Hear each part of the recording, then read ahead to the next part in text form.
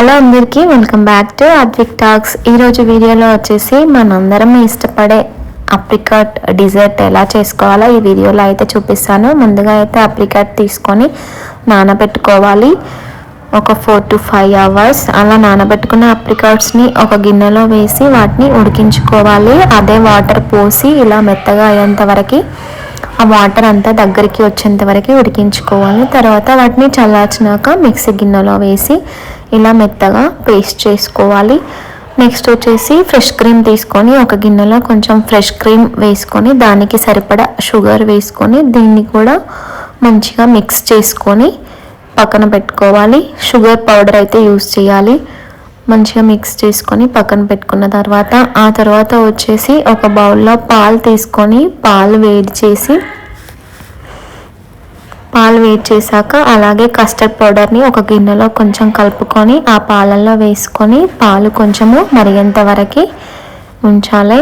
ఆ పాలు మరుగుతున్నప్పుడు మనం లో ఫ్లేమ్లో పెట్టి కలుపుతూ ఉండాలి. అందులోనే దానికి సరిపడా షుగర్ని యాడ్ చేసుకోవాలి.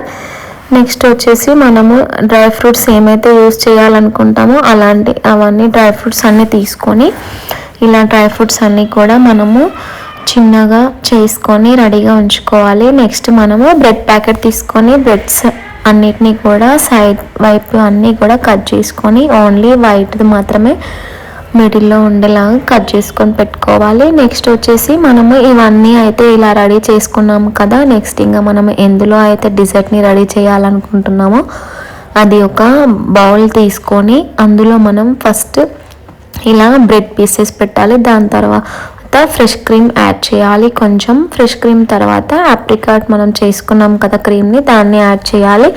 నెక్స్ట్ వచ్చేసి ఇలా మనము కస్టర్డ్ పౌడర్తో చేసుకున్న మిల్క్ని యాడ్ చేసి డ్రై ఫ్రూట్స్ వేసేయాలి. ఇలా మనము సేమ్ యాజ్ టీజ్ 2 లేయర్స్ అయితే ఇలా వేయాలి. వేసాక మనము దీన్ని మొత్తము డీప్ ఫ్రిడ్జ్లో పెట్టుకొని కొంచెం నార్మల్ కూల్ అయ్యాక సర్వ్ చేసుకుంటే చాలా బాగుంటుంది. చాలా అంటే చాలా బాగుంది టేస్ట్ అయితే.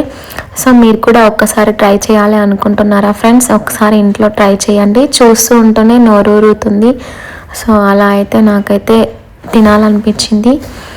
సో చాలా బాగుంది. మీరు ఒకసారి ట్రై చేయండి ఫ్రెండ్స్. మీరు కనుక నా వీడియోని ఫస్ట్ టైం చూసినట్టయితే ఒక లైక్ చేసి అలాగే సబ్స్క్రైబ్ చేయండి మన ఛానల్ని. మరికొన్ని వీడియోస్ కోసం